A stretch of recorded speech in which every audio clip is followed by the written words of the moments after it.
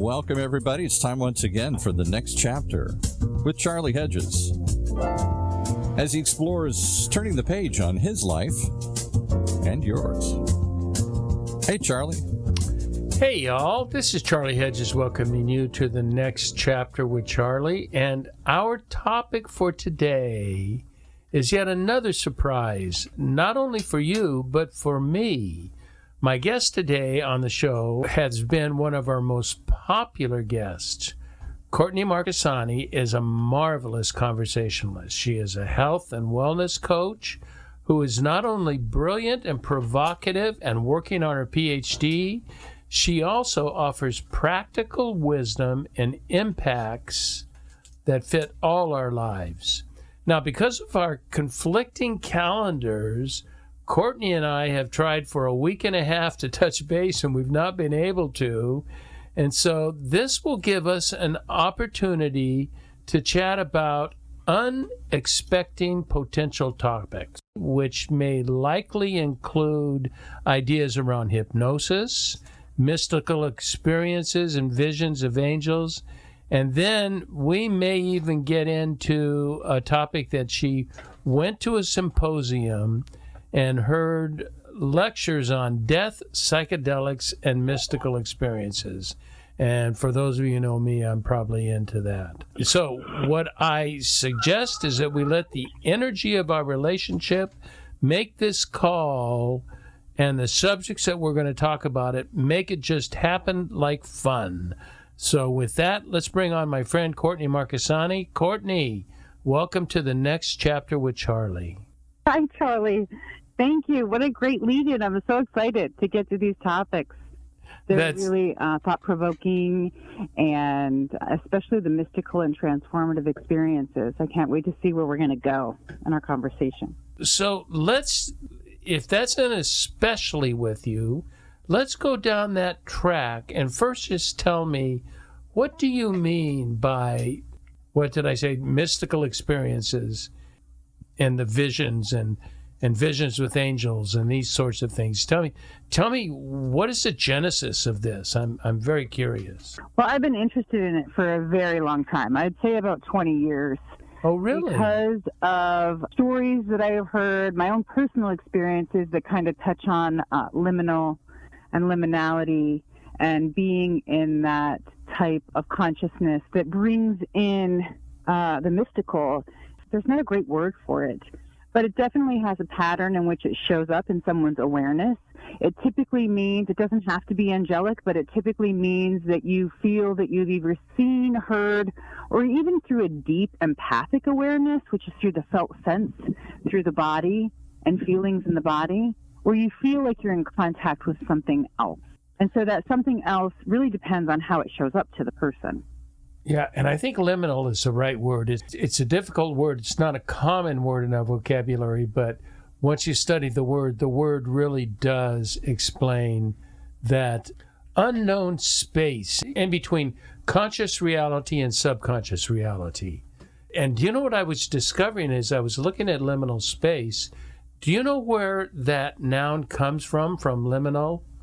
Now, that's used adjectively, but there is a liminal aspect to a door. A door, in the hinged part of the door, there are two aspects. The bottom aspect is the liminal, and the top aspect is the lintel.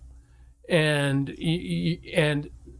that everything, that things are based on the liminal, because that's the rotating, that's from which it rotates. It gets guided by the top, but it is rotating from the space. And I find, when I've had my liminal experiences, I have found them, Courtney, and tell me what you think about this, in the lucid dream area, where I think I'm wide awake and I'm really not. A lot of people report, like in certain types of contact experiences, like 86%, some studies show people have these experiences through lucid dream states. And that can be before, as you're going into sleep, or it can be as you're waking up. And they can also be hypnagogic or hypnagogia. And that is when you actually see an image in front of your eyes as you're going to sleep, and that image appears alive and bright, and it's materializing in a way that feels,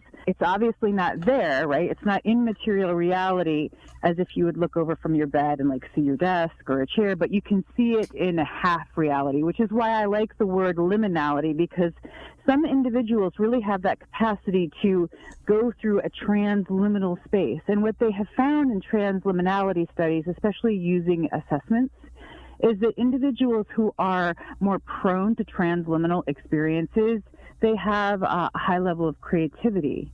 They have deep empathic awareness, right? And so there's all these different types of factors that can go into transliminal awareness. And you could have 1, 2, 3, maybe even more of these qualities in your personality that kind of make you more prone to having those experiences. So I like that you brought up the sleep, because in some studies it's shown, like I said, up to 86% of people experience transliminal experiences before they go to sleep or when they're waking up. I had a difficult transitional experience with an organization that I'm not with anymore, and it was a very difficult time for me, and just a number of factors involved. I woke up one night, I was in an abbey. I was meeting with my spiritual director. The abbot of the abbey is my spiritual director, and I was meeting with him the following day. And that night, I got this clear. I woke up about 4 o'clock in the morning. Courtney, I was lucid, perfectly clear. I got a music, a song from YouTube, posted that, wrote to a couple of friends at 4 o'clock in the morning, said I awoke early. And it was so clear. I mean, I knew exactly what I was doing. I don't know, ever recalling such immense clarity. And then in the morning when I read it, I had no idea what the hell I was talking about. Really? But at the time, it was perfectly clear. A couple of things are springing to mind when you're saying that. Okay, so I just wanted to ask you about music. And have you ever woken up in the middle of the night before and you've heard music? Either music you've never heard before, but it was so clear and you could hear all the notes? That's one question. No, I don't think I don't recall having that. Okay, because I was thinking maybe you have that sensory awareness where you're, sound sensitivity, or even maybe have like hidden composing, right, abilities, because composers will have that experience. I've had it where I've woken up in the middle of the night. It's 100% clear. It's almost like it's coming from this deep, resonant, soulful place where I hear music. And I've even at times written it down, written down the notes and hummed it out and recorded it because it was so clear, so lucid, coming from that deep space. Okay, and then I was going to ask you about hearing music and the musicality and if you're musically inclined. But the other thing was there, when you woke up from it, was there any other images that led you to feel like it was like precognitive, or was it more like just feeling deeply in the space and more resonance than you usually feel? Boy, what a good question. I have to, I can say that both felt it, but it was probably more the latter. It wasn't as precognitive, but with just, I was so struggling with solution and what to do next. And it was absolutely clear that this was taken care of. It was handled by the universe. And it was a particular song that was sung in a TV series that I saw. And it was Psalm 77, and and it's basically, God, where the hell are you? And and the psalm was and the psalm was so it was so poignant. That, just maybe important to just sit with. It's oftentimes when we're feeling that need, right? And we're questioning, or we're confronting something, or we have a conflict, or we're trying to solve a problem. We're working on something, and we're not really sure which way to go. Sometimes, intuitively, you're going to get an answer through an intuitive means, which is not words. It's through these other types of sensory experience, like music, like feelings.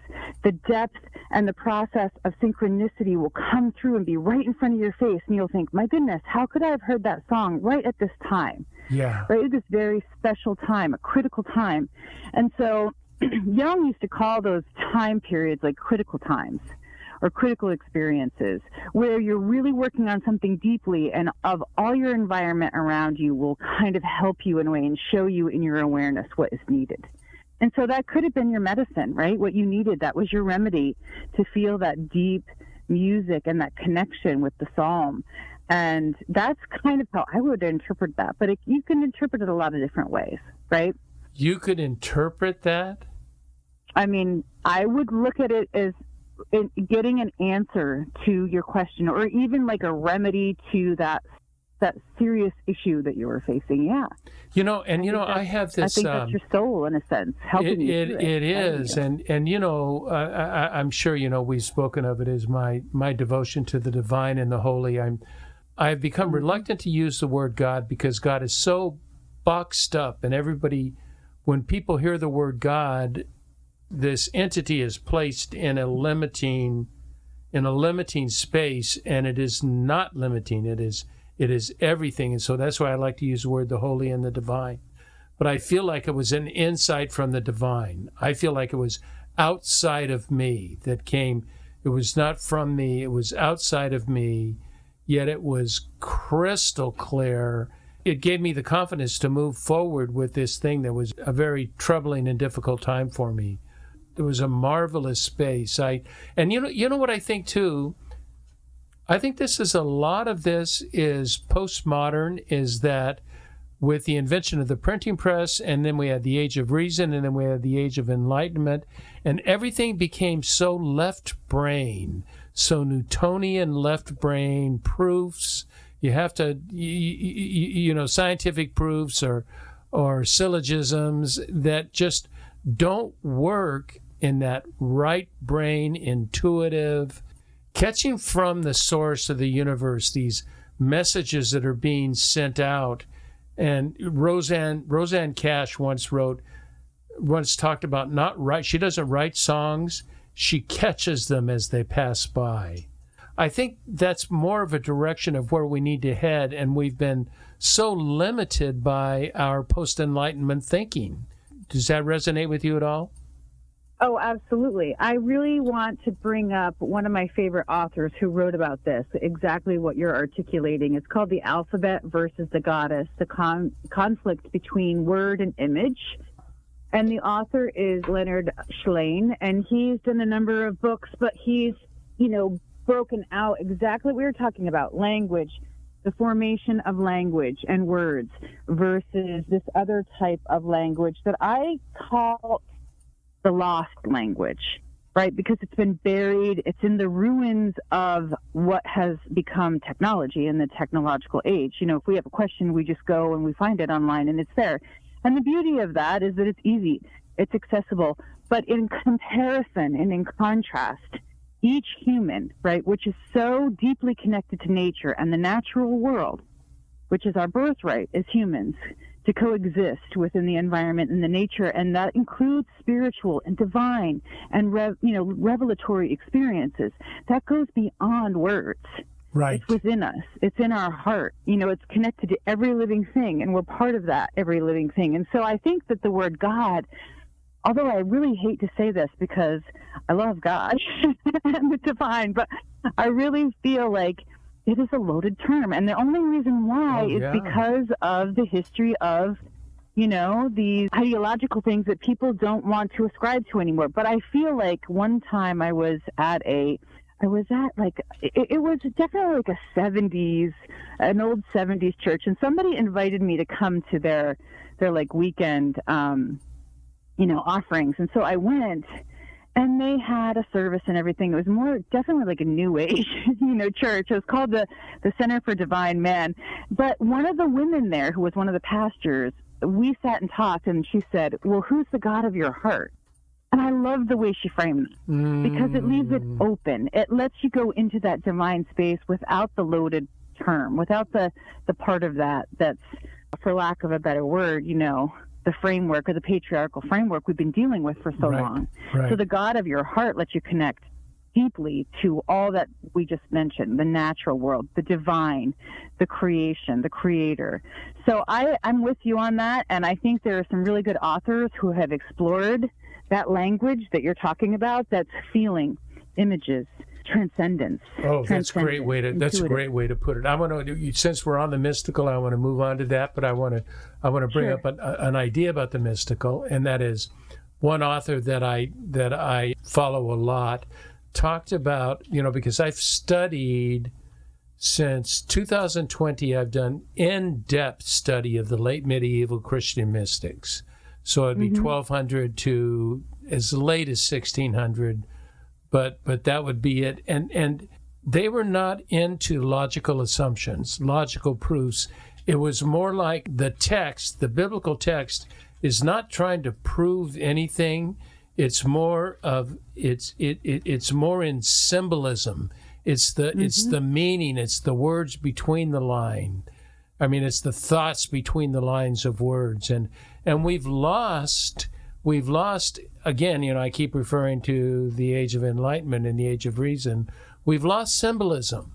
Symbolism is no longer important. It is more like, can I prove it? Is this factual? Is this actual? It almost doesn't make a difference. It's what has it done to your intuition, to your soul, to your well-being. And with that, I want to move on to you. You are at this point in your life, it seems like you had talked about that mystical is important to you, and I want to know why. What's going on with the mystical aspect of Courtney Marchesani? Well, I think the reason why is because of exactly what you just said, the symbols and the metaphors. And so I'm a big dreamer, and a lot of my nighttime in my youth, I would get these deep, vivid, very almost like surrealistic, but it was also just very vivid. I don't know how else to describe it except the granularity and the messages from my dreams that came through were just like epics. They're like epic dreams, and they would have messages and symbolism and metaphors, and I really tried to understand what that meant, because for one, when you're dreaming like that every night, it feels meaningful, right? And then the other thing is, there are some dreams that you never forget. You wake up from them and they make such a mark on you that you know that there's meaning. And it is truly what Jung talks about with the archetypal stuff. Right. There are those life-shattering, earth-shattering, psyche-shattering dreams. And I'd experienced those on occasion. And so the mythical part of that spoke to me, it was all through symbolic language. Because it was all symbolic, and we don't learn that, right? We don't learn that in school or even college. If you're lucky, you might get a class or two if you're tuned into that, but I never did. And so I had to learn. I had to learn about all of it. And so I would pick up dream books and I would explore the symbols, and then some things, I looked at and they were obviously more generic or general. They didn't have the specific meaning. And so the reason why I'm into mystical experiences, because so often our dreams are the language and the route into the mystical, because of, myths and how important they are through our history and our communities and our culture. Tell me just briefly, because I know you could spend the rest of the podcast on it, but tell me, how does the mystical, does your thinking in symbolism and not so much in proven fact and your dreams and sort of what we would call otherworldly experiences? You're a very practical person. You can think way out there in the world, but you are very down to earth in what you talk about. How is that impacting your life now? What sort of drew you into it, and how is that impacting what you're doing right now? I don't think I wouldn't give them as much credence as I do nowadays, having the experience and the wisdom that's come through them. But I'll give you just a brief example. Is when an epic dream comes through, and there is literally a term called epic dreams.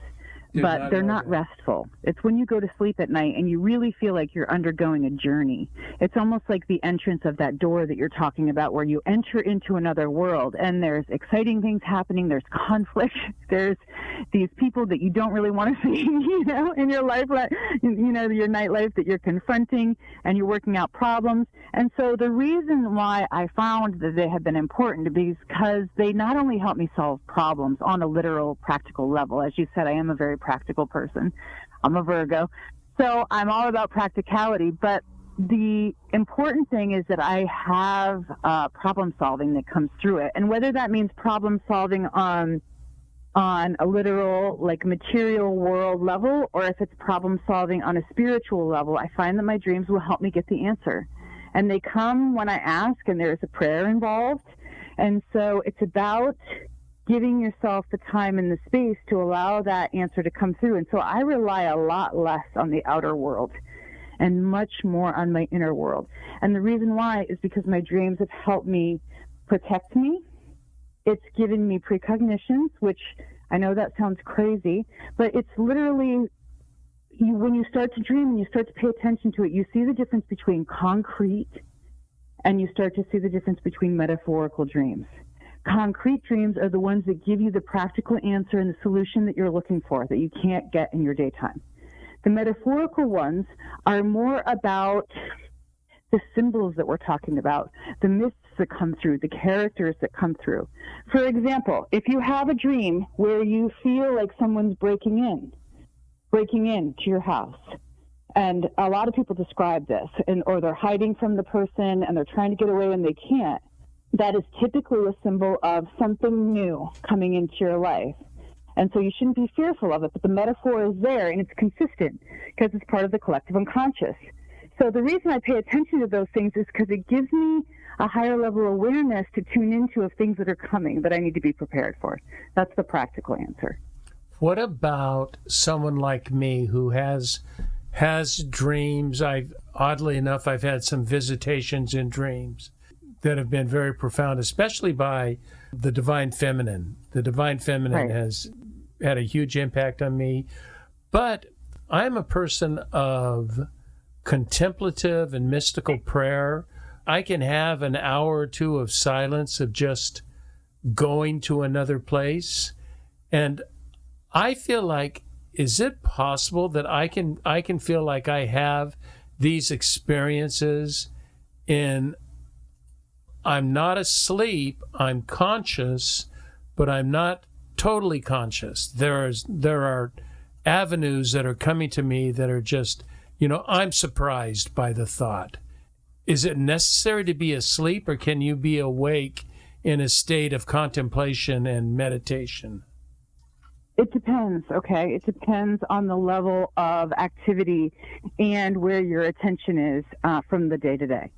I find that when we are distracted or consumed by something like a project or a relationship or any of those things that really take all of our time away from our mindfulness, they usually typically come, those answers or those experiences will come through the dreams, because while your brain is resting and it's in its down state, your mind, right, it is still working stuff out for you.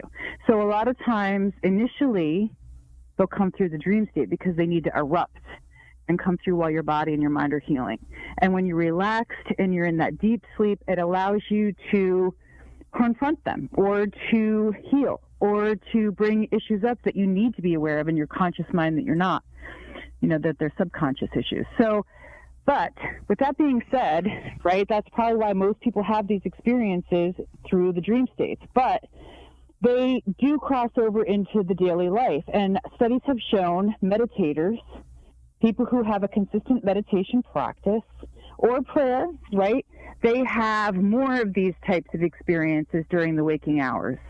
And the other caveat, the really important group that oftentimes gets overlooked, are individuals who have had near-death experiences. When an individual has gone through clinical death, and this is part of my work through the Bigelow Institute of Consciousness Studies when I wrote the essay, about life after death and consciousness living after the physical body dies, a clinical death. It's this transformative experience where they go through very much like what you've seen in the literature, a tunnel or some type of opening or portal they pass through. Typically, they'll meet a guardian or a deceased loved one, or maybe even a relative that they never knew who's guiding them through that process. When they come back, they talk about how different reality is. And they'll also talk about the contract that they made to come back after they've died into their body because of whatever reason there is. Sometimes it's because they're an integral part of their family. Sometimes it's because they still have work to do and a mission or a purpose that wasn't fulfilled. And so those individuals who have gone through that experience, which is oftentimes traumatic, right, because it's clinical death, but it's also often transformative, they come back and they have more of these types of lucid experiences or experiences that happen when they're not asleep because their consciousness has somehow been expanded through that journey. And they come back and they're more prone to having those visionary experiences that you're mentioning. Let's give some insights to our listeners that are very intrigued with what you have to say, because it is, the unconscious mind that is formulating this and making an attempt to inform us, but it doesn't inform us in the conscious state. It informs us in a different way. How do people that are intrigued by this but don't have the dreams and don't have this, are they just blocked off from this type of information, or is there something they can do? Is there a practice that they can engage in that helps them to access this part of liminal thinking? Well, I've always wondered that. I have always wondered that same question, maybe a little different flavor of that question. Like, so folks that are already kind of tuned into their intuition, can they expand it, right? Can they grow it and use it much more often for decision making versus just in like life-threatening situations, right? Because that's oftentimes where we really experience intuition for the very first time, and we notice it because it's life-saving. But yes, studies have shown, okay, there's different ways the brain processes information, right? So there's the parietal lobe, there's the temporal lobe, and you can go and look at different studies that show what happens when people are praying and how the brain lights up. But beyond that, and that's a whole field all on its own, about religious and spiritual experiences and what happens physiologically. But beyond that, there have been a lot of studies that show neuroplasticity. We just did a show on that a couple weeks ago. Part of that. And so it's the interconnectivity between the right and left, right hemispheres, and how that works for you individually. But with neuroplasticity and the way our brain is constantly pruning itself for, better maximum, like optimal functioning, you can do meditative practices. You can do mindfulness and awareness, and it will definitely increase those experiences more often.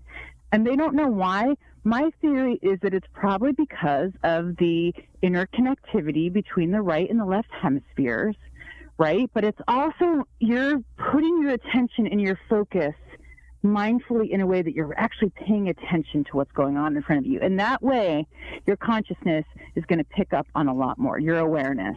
Rather than if you're just kind of going through your day, right, mindlessly or rushing about, you're going to miss a lot of those little cues and signals that are saying, hey, this is important, pay attention. That's why I was mentioning the dreams, because a lot of times we're just not paying attention to stuff, and the dreams will point that out to us. That's like the first touchstone for intuition. Very cool. You know what I want to do? I want to take a break. Okay. And then I want to come back, and I'm looking at the topics that you and I had emailed about a couple of weeks ago. And you talked about visions of angels. Is that something that's important to you? Yes, well, I have an upcoming talk at the IANS, the International Association for Near-Death Studies, and I'm presenting on angelic visitation. Ooh, I'm pretty in it right now because that's at the end of August. So yeah. I'm okay, so that's going to be what we're going to talk about after the break. Okay. Okay.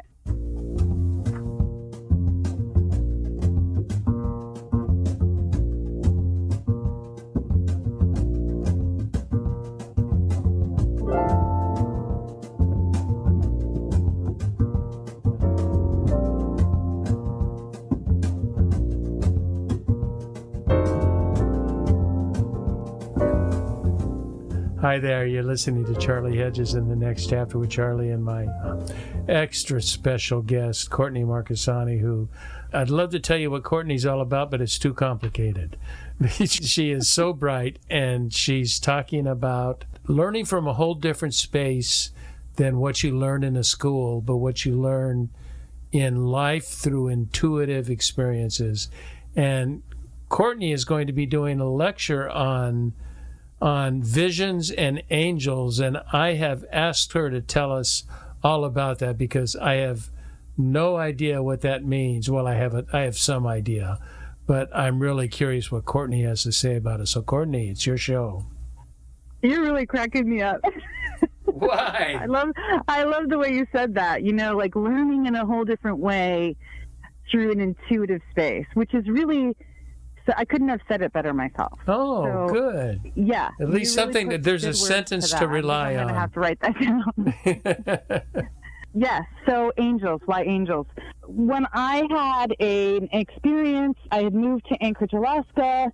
I started going to Sunday services at a local church. It was called the Center for Spiritual Living, and I loved their meditation hour, or actually half hour, before the pastor would come out and do her talk. And one morning, and I'm sitting there for the meditation, there was just a small group of people, probably a handful of people in there with me. We're all in different locations, and I have my head down, and I'm meditating, but also kind of praying for clarity and for very specific reasons, and I felt a presence. And so I opened my eyes, and I saw a man standing up where the pastor usually is, in front of the whole space. And I didn't know what to make. I felt paralyzed because I recognized this person as Jesus, okay? And he had the white robe on, and he was hovering in the air, and he materialized in a way that it was obvious it was real. I was seeing him. I looked around the room. Nobody else was seeing him. They all had their heads down. And he kind of walked over to me. He touched my forehead, and then he turned around, and he said a few things that were very like what you'd expect from the Bible or, you know, a parable. It was very godlike. And then he turned around, he said another little message, and then he evaporated, just like he showed up. And were the words so special? Confused by that experience, but also lifted by it. I didn't tell anybody about it for several months because it was such a deeply profound experience. And then I did start to talk about it to a few people who were, you know, Christian folks. And, you know, and their responses were quite unique and quite different. But the reason why I'm studying why some people see angels is because other people have had that same experience that I had, you know, that day at the Center for Spiritual Living, but they've seen angels. And they see them, they talk about them, they see them clearly, they get messages as well. And so I've been fascinated ever since I saw Jesus in the church that day about other people who might have the same type of perception. And they exist. And so I named the topic of my course for the IANS, I Know What I Saw. I know what I saw. And then how does secular society nowadays in contemporary modern society? Well, you know, what's interesting is that when you're using the word church, Christian, God, you are not using any of those terms in the traditional way. Well, with my perspective, right? Because it's not through the typical way like a minister would see it, but I have compared my personal experience with what a lot of religious theologians talk about. Well, it's what the mystics talk about. It lines up. It's what my mystics talk about, and it's faith in Christ and relationship with Christ without religion, without the rules of religion, without giving us prescriptive, we must believe this, we must believe that, rather than allowing, and that's why, you know, I'm reluctant to use the word God even though I do believe in God. I like the divine and holy because it's without box. You know, there's not a box around the divine and the holy. There's the edges are much softer and much wider. And I just want people to... And I love that you leave it open. I would say my experience was 100% a mystical experience because I experienced a divinity what looked like almost like a holographic image that came into reality. And I think physics someday will be able to explain this type of perception. They don't have it now, but that's what led to me trying to understand individuals like myself who have this type of experience and visionary experiences that we can see, but other people don't. I don't know why that is, but there is a lot of validation for it because the messages that come through to the individuals through the divinity or through the deity or however you want to talk about that holy encounter are typically very, very spot on. They're very spot on. Like what he said to me that day was 100% what I needed in my soul. And not only that, he was projecting forward some type of information for the future, like this is a direction that you need to go in and you need to know. So if it is an actual mystical or spiritual or divine experience, it gives a direction. That's one of the things I've learned through my studies. There is a direction, and that's how you know it's a holistic spiritual divine experience. And you know what occurs to me? Guidance.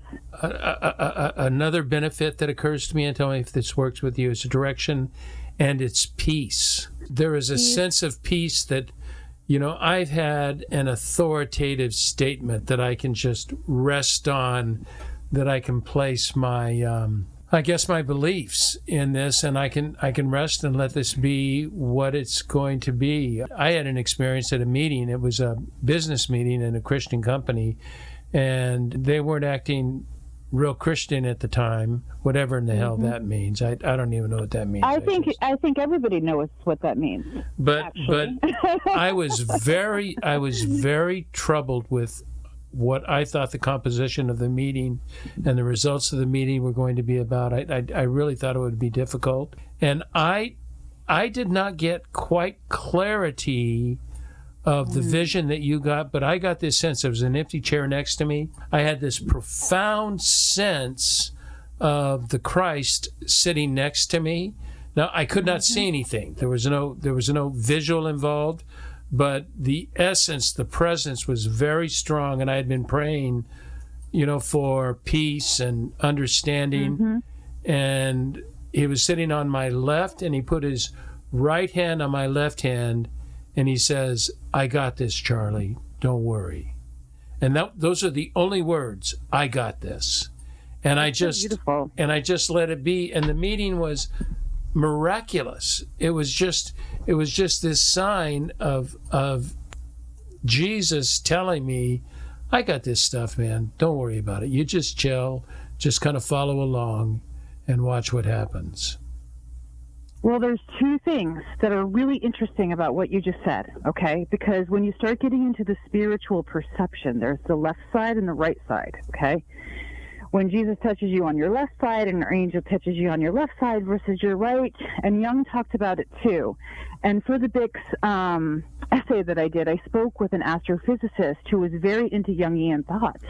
And he and I had this fascinating conversation about the left and the right, and when these spectrals or when these images show up on the left or the right side of the body. And so he talked about modern day physics and how, through his experience, very similar to yours, he had a physicist show up when he was working on something. And it was Pauly. Okay, and Pauly was very connected to Jung for a period of time. Now, they had a falling out, but what they were trying to do, which was so, talk about miraculous, was talking about the symbolic, right? Talking about these types of experiences coming through the subconscious into the conscious mind through an intuitive route that could somehow be connected to modern physics in their time to explain it.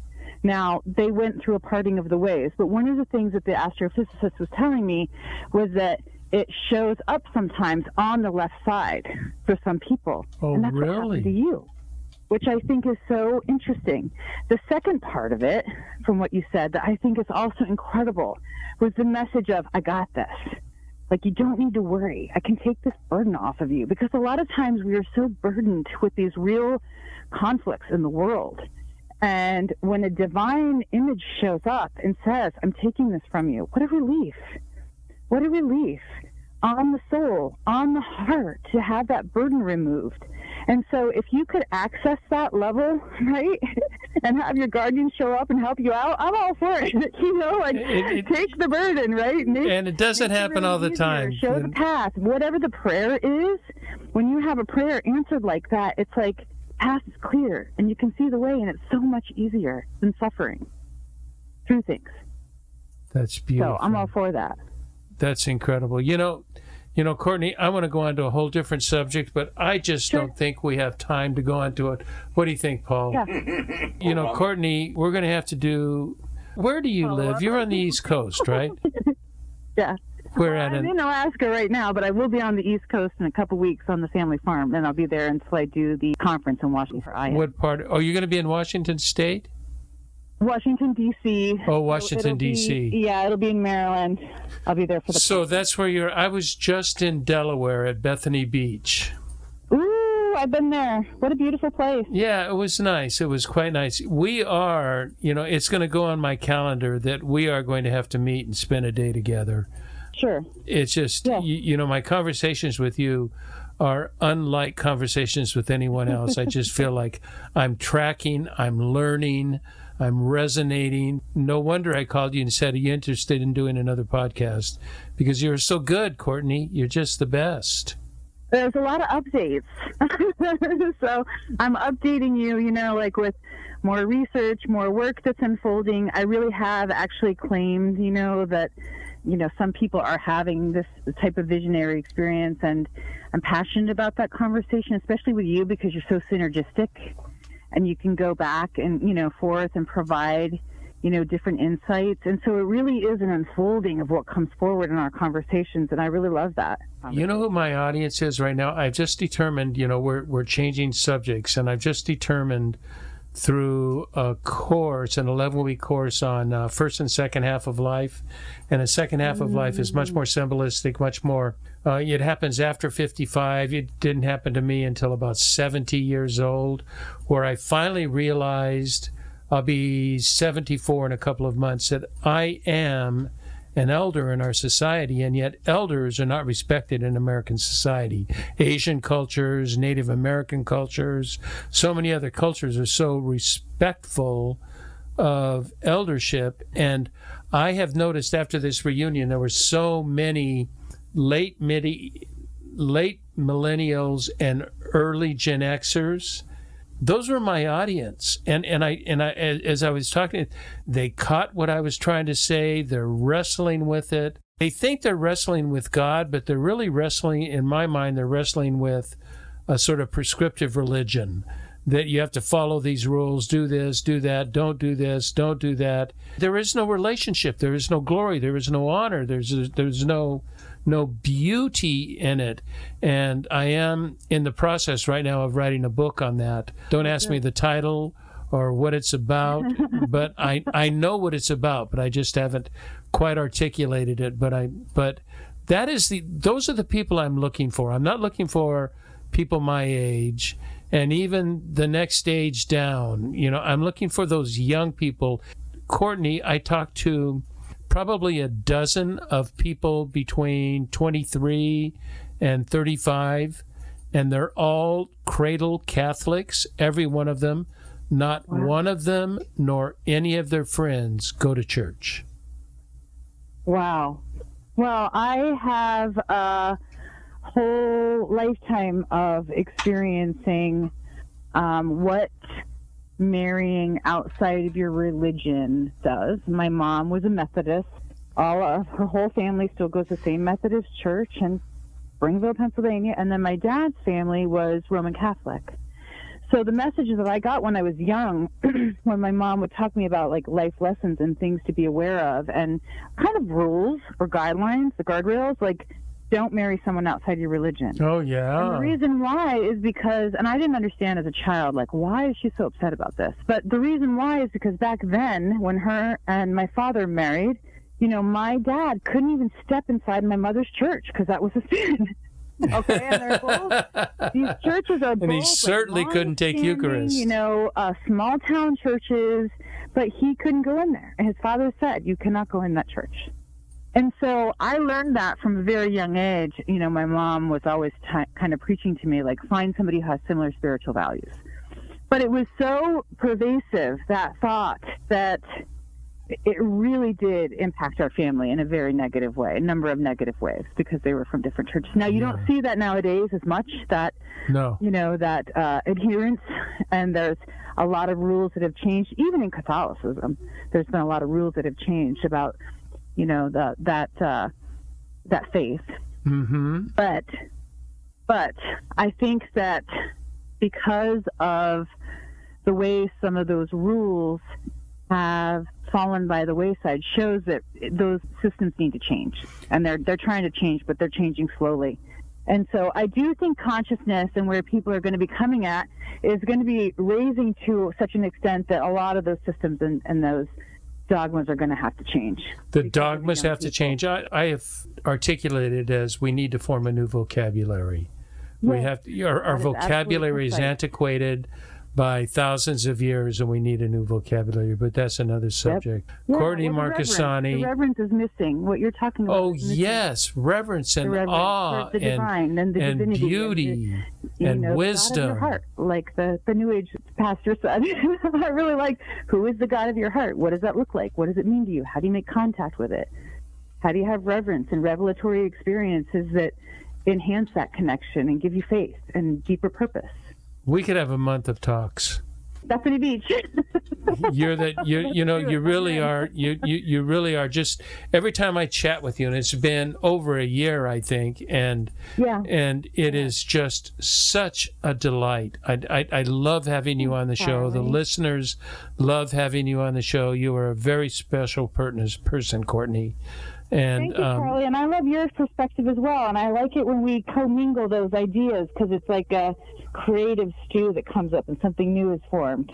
Is there any way you want listeners to get a hold of you, or do you want to remain? Well, I'm on Inspired Potentials. I'm going through a new website change.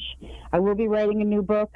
I am going to be talking about the angels and the new physics, around angels and some of these divine perceptions. So just stay tuned.